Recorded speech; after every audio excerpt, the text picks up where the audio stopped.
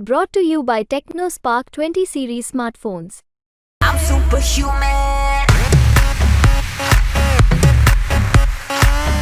नमस्कार, आप देख रहे हैं राजस्थान तक और अभी हम खड़े हैं टोंक शहर से कुछ दूरी के ऊपर बनास नदी पर बनने वाले गहलोद हाई लेवल ब्रिज के ऊपर, जहां बीती शाम एक हादसा हुआ है।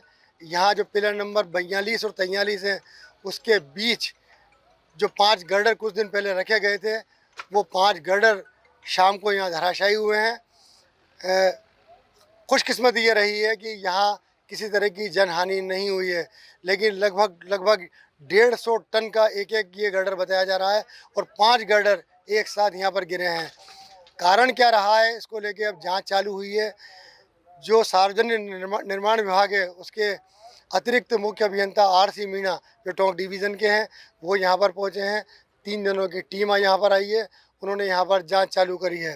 रात को ये बात सामने हो रही थी, यहाँ पर आ रही थी कि इसके गिरने का कारण कुछ हवा हो सकता है और कुछ एक हाइड्रा मशीन भी इसका एक कारण बताया जा रहा था। जिस तरह के जो अतिरिक्त मुख्य अभियंता हैं, उन्होंने भी लोगों के यहाँ बयान दर्ज किए हैं, जिस तरह का निरीक्षण किया है, उनका मानना ये है कि हवा से इन गर्डर्स का गिरना नामुमकिन है, क्योंकि जितना इनका वज़न है वो नहीं गिर सकते हैं हवा से। और इसके अंदर उनका कहना था कि किस तरह का हवा का दबाव भी पैदा नहीं हो सकता था। तरह जो है गडर गिरे, इसके पीछे तकनीकी कारण प्रथम दृष्टया क्या नजर आ रहा है? देखो, अभी जो हमने देखा है और जो फीडबैक हमने हमारे यहाँ के जो एजेंसी है और दूसरे हमारे जो यहाँ के इंजीनियर हैं, हमारे EN, XCN और SC है, सभी से इसकी जानकारी हमें मिली है।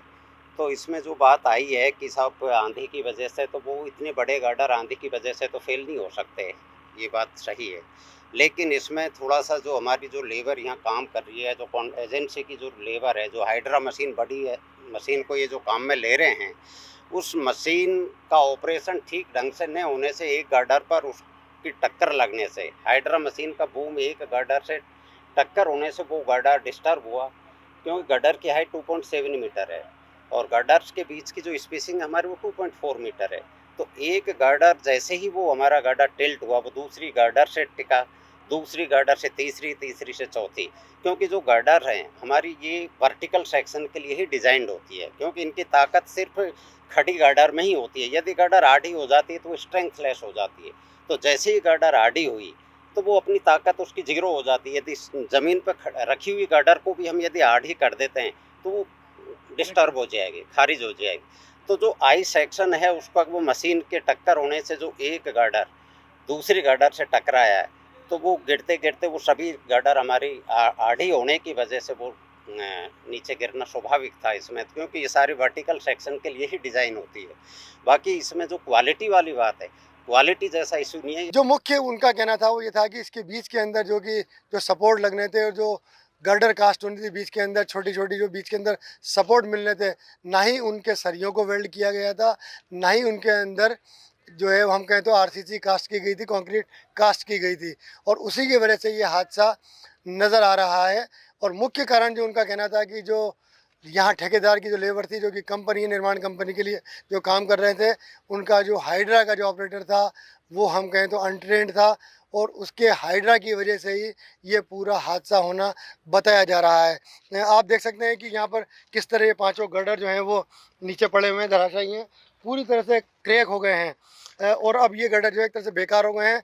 अब एक बार दोबारा से फिर गर्डर कास्ट किए जाएंगे और फिर दोबारा उनको लगाया जाएगा। आप वो देख सकते हैं, वो हाइड्रा मशीन पीछे खड़ी है, जिसकी वजह से ये हादसा हुआ है।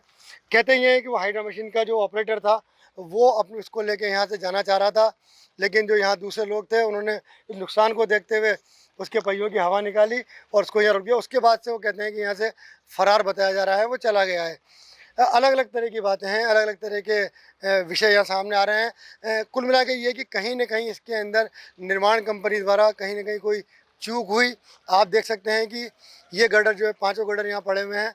लोग यहाँ पर देखने के लिए आ रहे हैं कि आखिर क्या हवा से इस तरह का गिर सकता है, क्योंकि लोगों का मानना था कि कल शाम को जो आंधी आई उसके अंदर ही गिरे हैं। लेकिन जो प्रथम दृष्टया आ रहा है कि ये हवा के दबाव से नहीं गिरना बता रहे हैं, हाइड्रा की वजह से बता रहे हैं। आप वो देख सकते हैं साइड का जो हम कहें तो जो 42-43 नंबर के पिलर है उस पर कि किस तरह अभी भी वहाँ पर जो सरिये जो आपस में ज्वाइन नहीं किए गए हैं, यानी कि ख़तरा वहाँ भी बरकरार है। लेबर जो काम कर रही है वहाँ किसी भी तरह के सुरक्षा मानकों का इस्तेमाल नहीं किया जा रहा है। कोई भी लेबर यहाँ पर हम देख सकते हैं कि हेलमेट पहने हुए नज़र नहीं आ रही है, यानी कि कभी भी कोई दूसरा बड़ा हादसा भी यहाँ पर हो सकता है। फिलहाल पूरी जांच जब होगी और उसके अंदर क्या तथ्य सामने आएंगे ये तो अभी कहना मुश्किल है, लेकिन जो अधीक्षण अभियंता ने हमको बताया है, अतिरिक्त मुख्य अभियंता ने हमको बताया, उनका कहना था कि इसका कंप्लीशन जो है हाल ही में कुछ महीने में होना था, लेकिन अब ये सितंबर तक कंप्लीशन इसका होगा। लेकिन हमारा मानना अभी भी ये है कि सितंबर तक ये पुल किसी भी तरीके से कंप्लीट नहीं होगा। ये पुल इसलिए भी खासा चर्चा के अंदर है क्योंकि ये राजनीति का अखाड़ा भी बना रहा। जो यहाँ के पूर्व डिप्टी सीएम और जो टोंक के विधायक 2 बार से हैं, सचिन पायलट, वो इसे राज्य सरकार का हम कहते हैं एक उपलब्धि बताते हुए यहाँ कई बार दौरे करते रहे। वहीं सांसद जो हैं सुखबीर सिंह जौनापुरिया जो कि भाजपा से हैं, उनका कहना था कि ये पूरा पैसा केंद्र सरकार का है और ये पुल केंद्र सरकार बना रही है, राज्य सरकार इसको ज़बरदस्ती क्रेडिट लेने की कोशिश करती रही है। खैर ये राजनीति का विषय है, लेकिन उस टाइम भी इस तरह की बातें जो सुखबीर सिंह जौनापुरिया उन्होंने उठाई थी, कहीं ना कहीं इसके निर्माण के अंदर खामियां बरती जा रही हैं। फिलहाल अब उन खामियों की किस तरह की रिपोर्ट तैयार होगी, किस तरह की चर्चा होगी, वो तो हम अभी नहीं बता पाएंगे, लेकिन इतना निश्चित है कि जो ठेका कंपनी है उसको ये पूरा काम अब दोबारा करना पड़ेगा और उसकी इस लापरवाही की वजह से जो लोगों को राहत मिलती इस मानसून के अंदर, ऊपर से लोग निकल सकते थे, चल सकते थे, वो अब नहीं मिल पाएगी। जो ठेका कंपनी है उसके लोगों से कल हमारी जब बात हुई थी यहाँ, तो उन्होंने हमको कहा था कि उनका ये था, उद्देश्य ये था कि कैसे भी करके एक बार ऊपर का काम पूरा हो जाए ताकि मानसून में यदि नदी में पानी भी आ जाता है तो यहाँ लगातार काम चलता रहे। लेकिन अब लगता है कि वो चीज़ नहीं हो पाएगी। राजस्थान तक के लिए टोंक से मैं मनोज तिवारी।